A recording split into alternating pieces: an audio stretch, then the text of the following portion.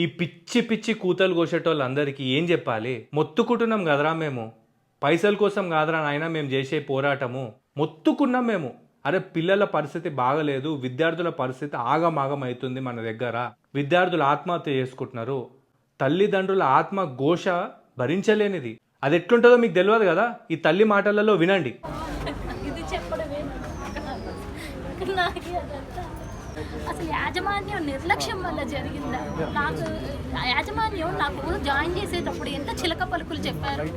Madam మీకు ఎప్పుడూ కూడా ఇదంతా సెక్యూరిటీ ఉంది, ఇదంతా కెమెరాలు ఉన్నాయి, మీకు బ్లాక్కి ఇన్ఛార్జు, ఫ్లోర్కి ఇన్ఛార్జు, బాబు చదివాడా, తిన్నాడా, పడుకున్నాడా, ఎక్కడున్నాడు, ఇంతమంది ఉంటారు మీ బాబు చుట్టూ, మీ బాబుకి ఏమవ్వదు, మేము చూసుకుంటామని చెప్పారు చిలక పలుకులు. ఈరోజు ఏది ఆ యాజమాన్యం నా కొడుకుని తీసుకురావాలి, నాకు ఆ పలుకులకి సమాధానమే, న్యాయం ఏం చేస్తుంది? నాకు ఇది ఏంటో అర్థం కావట్లేదు పరిస్థితి. నారాయణ కోహెడా బ్రాంచ్లో మా బాబుని ఈ నెల 12వ తారీఖున జాయిన్ చేశామండి ఎంపీసీ. గుడ్డు అసలు బాగాలేదని ప్రతి ఒక్కళ్ళు చెప్పారు సార్. అది మాత్రం ప్రతి నోట్లో పెట్టుకోలేక కడుపులు నొప్పి వచ్చి పస్తులు ఉంటున్నారు పిల్లలు హాస్టల్లో. మేము ఈ 8 రోజుల్లో తెలుసుకున్నది. నా కొడుకే ఉన్నాడు పస్తులు. రేవంత్ రెడ్డి గారు, మరి మీరు ఫుల్ టైం ఎడ్యుకేషన్ మినిస్టర్ అయితే మరి ఏం జరుగుతుంది?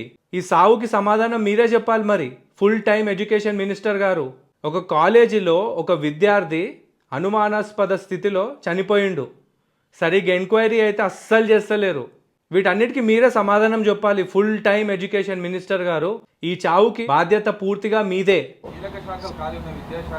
అవును, దానికి ఖాళీగా లేవు. అదే కదా మీ తప్పుడు వార్తల వల్ల ప్రజలు గందరగోళం ఉన్నారు. విద్యాశాఖకు నేనే మంత్రిని, నేనే ఫుల్ టైం మినిస్టర్ను.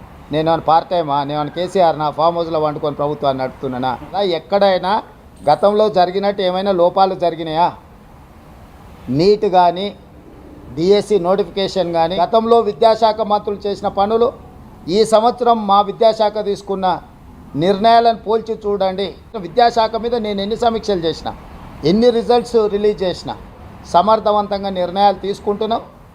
మన రాష్ట్రంలో నిర్వహిస్తున్న శాఖలు, ఇతర రాష్ట్రాలలో నిర్వహిస్తున్న శాఖలు, మంత్రులను పోల్చి చూసి అప్పుడు మీరు చెప్పండి.